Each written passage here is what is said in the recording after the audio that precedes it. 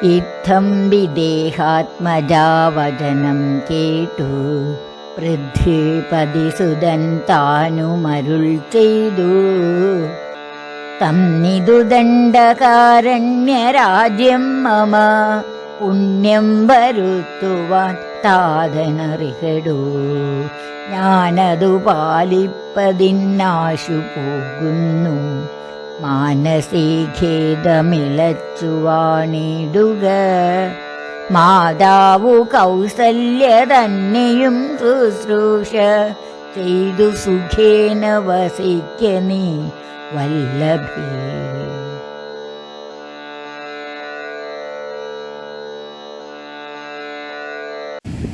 ഹരേ രാമ രാമ രാമ ഹരേ ഹരേ, ഹരേ കൃഷ്ണ കൃഷ്ണ കൃഷ്ണ ഹരേ ഹരേ. ശ്രീമദ് വാൽമീകി രാമായണ പരമ്പരയിലേക്ക് എല്ലാവർക്കും സ്വാഗതം. ഇത് 165-ാം ഭാഗം. ജ്യേഷ്ഠൻ്റെ അഭാവത്തിൽ ജ്യേഷ്ഠത്തിൽ അനിയൻ്റെ ഭരണത്തിൽ എപ്രകാരം പെരുമാറണം. അല്പസ്വല്പമൊക്കെ വ്യത്യാസത്തോടു കൂടി നമ്മുടെ എല്ലാവരുടെയും ജീവിതത്തിൽ ഇത് ബാധകമാണ്. എന്തുകൊണ്ടെന്നാൽ താൽക്കാലികമായിട്ടാണെങ്കിലും ഭർത്താവിനെ വിട്ടുപിരിഞ്ഞ് ജീവിക്കേണ്ട ഒരവസ്ഥ ഭാര്യമാർക്കുണ്ടാവാറുണ്ട്. അങ്ങനെയുള്ള ഭാര്യമാർ മറ്റുള്ളവരുടെ നിയന്ത്രണത്തിലാവുകയും ചെയ്യും. അങ്ങനെ സംഭവിച്ചു കഴിഞ്ഞാൽ ഒരു ഭാര്യ എങ്ങനെ പ്രവർത്തിക്കണം, അത് ഈ ഭാഗത്തു നിന്നും നമുക്ക് മനസ്സിലാക്കാം. ശ്രീമദ് വാൽമീകി രാമായണം അയോധ്യാകാന്ഡം സർഗം 26. അതിൽ അവസാന ശ്ലോകങ്ങൾ 19 മുതൽ 38 വരെ. പിതാവിൻ്റെ ഉത്തരവിൻ പ്രകാരം താൻ വനവാസത്തിനായി പോവുകയാണെന്നും അതിനാൽ സീതാദേവി നാട്ടിൽ തന്നെ സ്വഭാവമൊക്കെ അല്പസ്വല്പമൊക്കെ നിയന്ത്രിച്ച് കഴിച്ചുകൂട്ടേണ്ടതുമാണെന്ന് രാമൻ സീതാദേവിയെ ഉപദേശിക്കുന്നു. ആദ്യം ശ്ലോകങ്ങളും അതിനുശേഷം അതിന് വ്യാഖ്യാനവും കേൾക്കുവാൻ എല്ലാവരെയും ക്ഷണിക്കുന്നു. ഇതീവ വിലപന്ദിതാം പ്രോവാച രഘുനന്ദനഃ സീതേ തത്ര ഭവാംസ്താദഃ പ്രവ്രാജയതി മാം വനം. കുലേ മഹതി സംഭൂതേ ധർമ്മജ്ഞേ ധർമ്മചാരിണി ശൃണു ജാനകിയേനേദം ക്രമേണാഭ്യഗതം മമ. രാജ്ഞാ സത്യപ്രതിജ്ഞേന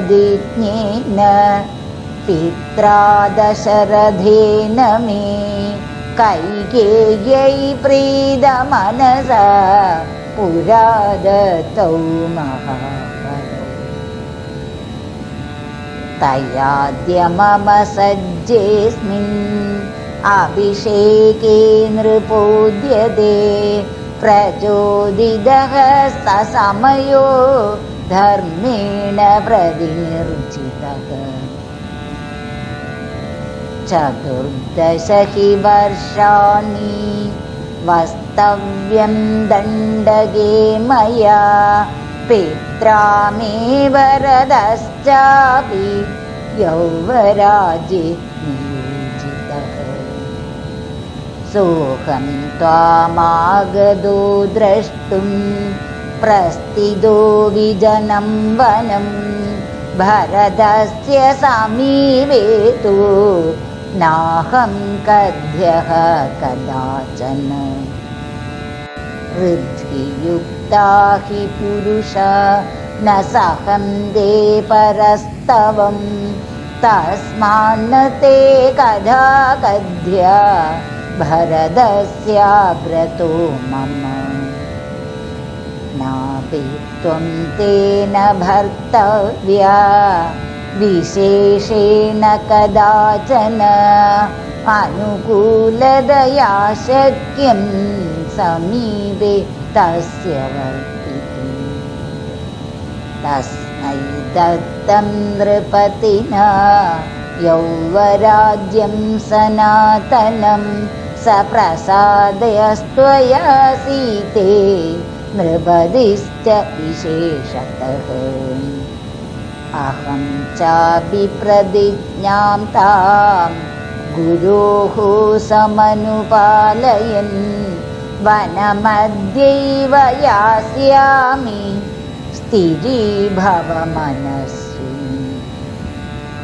याते च मयि कल्याणि वनं मुनिनिषेवितं व्रतो भवासरतया हवितव्यं त्वया नखि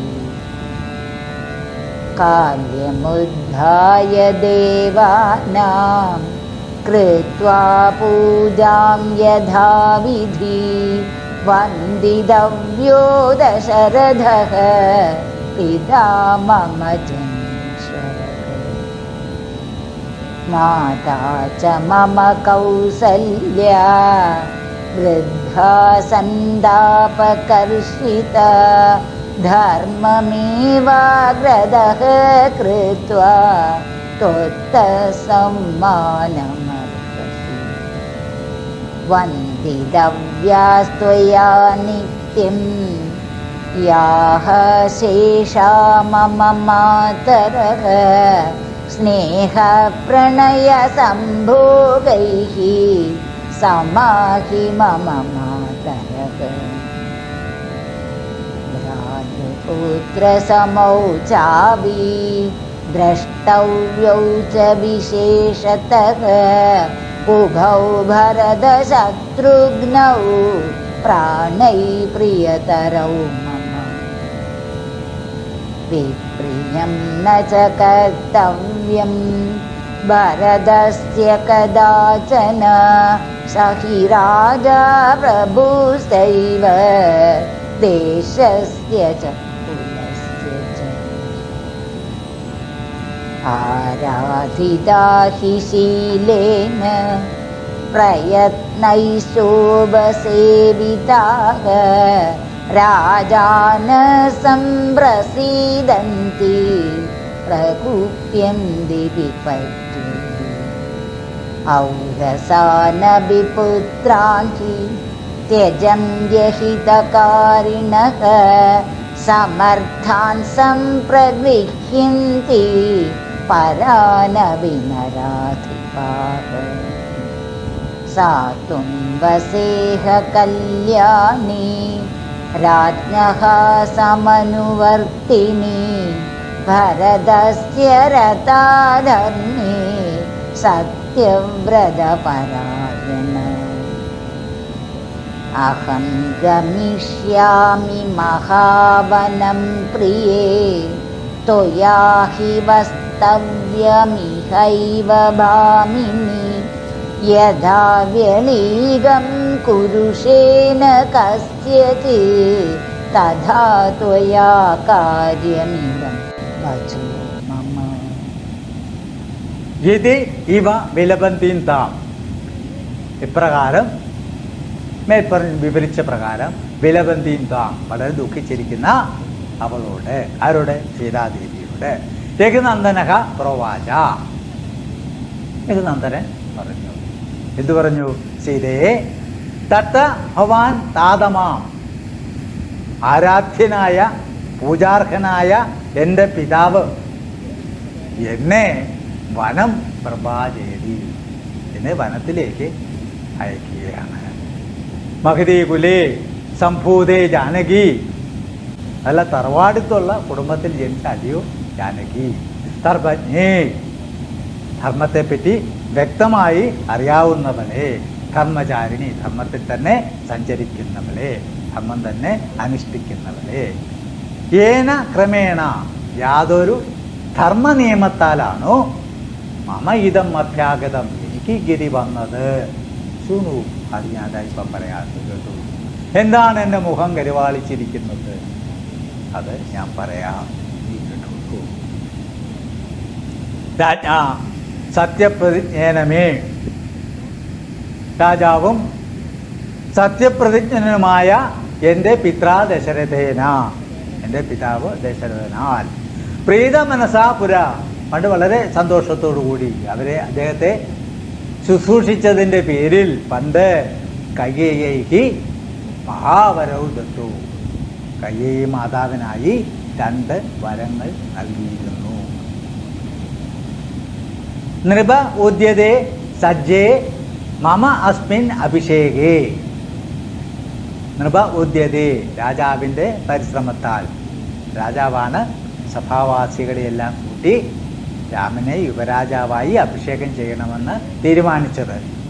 ആ സജ്ജേ മമ അസ്മിൻ അഭിഷേക, എൻ്റെ ഈ അഭിഷേകത്തിൽ സമയക, പണ്ട് പ്രതിജ്ഞ ചെയ്ത പ്രകാരം, പണ്ട് അദ്ദേഹം പ്രതിജ്ഞ ചെയ്തല്ലോ, ആ പ്രതിജ്ഞ ചെയ്ത പ്രകാരം വരം നൽകാമെന്ന് ഏറ്റ പ്രകാരം തയാ അദ്യ ധർമ്മേണ പ്രചോദിത, തയാ കൈകേയി ദേവിയാൽ, അദ്യ ധർമ്മേണ പ്രചോദിത, ഇപ്പോൾ ധർമ്മത്തിൻ്റെ പേരിൽ പ്രേരിപ്പിക്കപ്പെട്ട്, സത്യപ്രതിജ്ഞനാണ് രാജാവ്, അതുകൊണ്ട് അതിനാൽ പ്രേരിപ്പിക്കപ്പെട്ട് പ്രതിനിർജിത, അദ്ദേഹം അവശനാക്കപ്പെട്ടിരിക്കുന്നു. അപ്പം ഈ വരങ്ങൾ ആവശ്യപ്പെട്ട് അല്ലെങ്കിൽ നിർബന്ധിക്കപ്പെട്ട് ആ സത്യം അനുഷ്ഠിക്കണം എന്ന ഒറ്റ കാരണത്താൽ അദ്ദേഹം അവശനാക്കപ്പെട്ടു. 14 വർഷാണി ദണ്ഡകേ മയാവസ്തവ്യം, അത്രയും നാൾ ഞാൻ ദണ്ഡകാവനത്തിൽ തന്നെ താമസിക്കണം. മേ പിത്രാഹി ഭരതഃ അഭിച, എൻ്റെ പിതാവ് തന്നെ, അതേ പിതാവ് തന്നെ ഭരതനെ അത്രയും കാലം യൗവരാജ്യേ നിയോജിത. വിജനം മനം പ്രസിദ്ധ സ അഹം, വിജനമായ വനത്തിലേക്ക് പുറപ്പെട്ടവനായ ഞാൻ, ത്വാം ദ്രഷ്ടും ആഗതഃ, നിന്നെ കാണുവാൻ വേണ്ടി വന്നതാണ്, നിന്റെ അനുവാദം വാങ്ങാൻ വേണ്ടി വന്നതാണ്. ഭരതസ്യ സമീപേതു കഥാചന അഹം ഖ്യാന, ഭരതസ്യ സമീപേതു, ഭരതൻ്റെ അടുത്തൊരിക്കലും അഹം ഖ്യാഹ ന, എന്നെപ്പറ്റി പുകഴ്ത്തിയൊന്നും പറഞ്ഞേക്കരുത്. അപ്പോഴും നമുക്കൊരു കാര്യം വ്യക്തമാണ്, രാമൻ വെറും ഒരു മനുഷ്യൻ മാത്രമാണ്. ഭരതനെപ്പറ്റി അദ്ദേഹത്തിന് വ്യക്തമായ ധാരണയില്ല എന്ന് സംശയിക്കേണ്ടിയിരിക്കുന്നു. അതിനുള്ള കാരണം രാമൻ പറയുന്നുണ്ട്, ഋദ്ധി യുക്താഹ പുരുഷാഹ, ഉയർന്ന പദവിയിലുള്ള പുരുഷന്മാർ, വലിയ വലിയ സ്ഥാനങ്ങളിലൊക്കെ ഇരിക്കുന്ന ആൾക്കാർ, രാജാവിൻ്റെ സ്ഥാനത്ത് ഇരിക്കുന്നവർ, പരസ്തവം സഹന്തേന, മറ്റുള്ളവരെ പറ്റി പുകഴ്ത്തി പറഞ്ഞാൽ അവർക്കത് സഹിക്കാൻ പറ്റില്ല. സഹന്തേന തസ്മാത് ഭരതസ്യ അഗ്രത, അതുകൊണ്ട് ഭരതൻ്റെ മുമ്പിൽ വെച്ച് നീ മമ ഗുണാഹ കഥ്യാഹന, എൻ്റെ ഗുണങ്ങളെപ്പറ്റി ഞാൻ മിടുമിടുക്കനാണെന്ന് അങ്ങനെയുള്ള കാര്യങ്ങളൊന്നും ഭരതൻ്റെ മുമ്പിൽ വെച്ച് പറയരുത്, എന്നെ വാഴ്ത്തരുത്. ത്വം വിശേഷേണ കഥാചനാപി, ഭവതിയെ വിശേഷിച്ച ഒരിക്കലും തേന ഭർത്തവ്യ, അവനാൽ ഭരിക്കപ്പെടേണ്ടതില്ല. തസ്യ സമീപേ, അവൻ്റെ സമീപത്ത് അനുകൂലതയാ വർത്തിതും ശക്യം, അവൻ്റെ സമീപത്ത് അനുകൂലമായ സ്ഥിതിയിൽ അവന് താല്പര്യമനുസരിച്ച് നിൽക്കേണ്ടതാണ്. അവന് വിരോധമൊന്നും ഉണ്ടാവാനുള്ള സാഹചര്യം സൃഷ്ടിക്കരുത്. തസ്മൈ സനാതനം യൗവരാജ്യം, അവന് പാരമ്പര്യമായി ലഭിച്ച യുവരാജാവിൻ്റെ അധികാരം നൃപതിന വിശേഷത ദത്തം, രാജാവിനാൽ സ്പെഷ്യലായിട്ട് പ്രത്യേക സാഹചര്യമെല്ലാം അനുസരിച്ച് നൽകപ്പെട്ടതാണ്. അതുകൊണ്ട് സീതേ സ നൃപതിജ, അവൻ രാജാവായതിനാൽ പ്രസാദ്യ, അവനെ നീ പ്രസാദിപ്പിക്കേണ്ടതാണ്. അഹം അഭി, ഞാൻ ഒറ്റയ്ക്ക്, ഞാൻ മാത്രം. ഗുരോഹോ താം പ്രതിജ്ഞാം ച, പിതാവിൻ്റെ ആജ്ഞ നിറവേറ്റുന്നതിലേക്കായി അദ്യ ഏവ വനം യാസ്യാമി, ഞാനിപ്പോൾ തന്നെ വനത്തിലേക്ക് പോവുകയാണ്. അതൊന്ന് മനസ്സിനെ ശരീഭവ, നീ ഇവിടെ ധൈര്യത്തോടെ ഇരുന്നാലും. അനഘേ കല്യാണി, കളങ്കമില്ലാത്തവളെ, പുണ്യവതി, മയി മുനി നിഷേവിതം മനം യാതേ, ഞാൻ മുനിമാർ താമസിക്കുന്ന വനത്തിലേക്ക് യാത്രയാവുമ്പോൾ ത്വയാ നിന്നാൽ, അല്ലെങ്കിൽ നീ വ്രത ഉപവാസ രഥയാച വ്രതോപാസനങ്ങളിൽ താല്പര്യത്തോടെ ഭവിതവ്യം കഴിച്ചു കൂട്ടപ്പെടേണ്ടതാകുന്നു. ഞാൻ പോയി കഴിയുമ്പം നീ ദൈവങ്ങളെയൊക്കെ ഉപാസിച്ച് ഇവിടെ ഇരുന്നുകൊള്ളുക, സ്ഥിരമായി ഭരതന്റെ കീഴിൽ ജീവിച്ചുകൊള്ളുക. കാല്യമുത്തായ, അങ്ങനെ ചുമ്മാ കിടന്ന് ഉറങ്ങുകയും ചെയ്തേക്കരുത്, രാവിലെ തന്നെ എഴുന്നേൽക്കണം.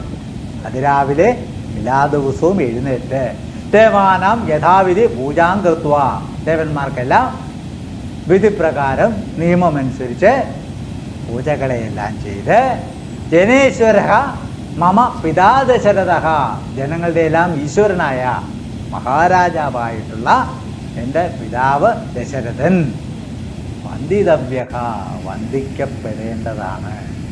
അതുകൊണ്ട് ഈ അതിരാവിലെ എഴുന്നേറ്റ് പൂജാതി കർമ്മങ്ങളെല്ലാം ചെയ്ത ശേഷം എൻ്റെ പിതാവ് ദശരഥ മഹാരാജാവിനെ വേണ്ട പോലെ ശുശ്രൂഷിക്കേണ്ടതാണ്, വന്ദിക്കേണ്ടതാണ്. ഇനി അമ്മയുടെ കാര്യം. വൃദ്ധ സന്താപ കർഷിത മമ മാതാ കൗസല്യാജ, വൃദ്ധയും അതീവ ദുഃഖം ഉള്ളവളും ക്ലേശിക്കപ്പെട്ടവളുമായ എൻ്റെ മാതാവ് കൗസല്യാദേവി ത്വത്തഃ അഗ്രതഃ ധർമ്മം ഏവ കൃത്വ, നിന്നാൽ മുഖ്യമായ ധർമ്മം എന്ന് കരുതി സമ്മാനം അർഹതി, ബഹുമാനിച്ച് ശുശ്രൂഷ ചെയ്യേണ്ടതാണ്, അല്ലെങ്കിൽ ബഹുമാനിച്ച് ശുശ്രൂഷ ചെയ്യപ്പെടേണ്ടതാണ്.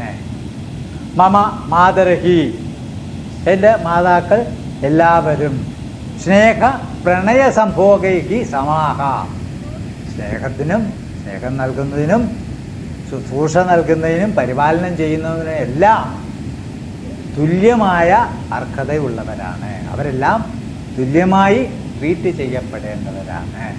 ത്വയാ മമ ശേഷാം ആദരായ, ത്വയാ മമ ഭവതിയാൽ എൻ്റെ ശേഷിച്ച മാതാക്കൾ യാഹ യാതൊരുവരാണോ അവരെല്ലാം നിത്യം വന്ദിതവ്യാഹ, എല്ലാ ദിവസവും എപ്പോഴും വന്ദിക്കപ്പെടേണ്ടവരാണ്.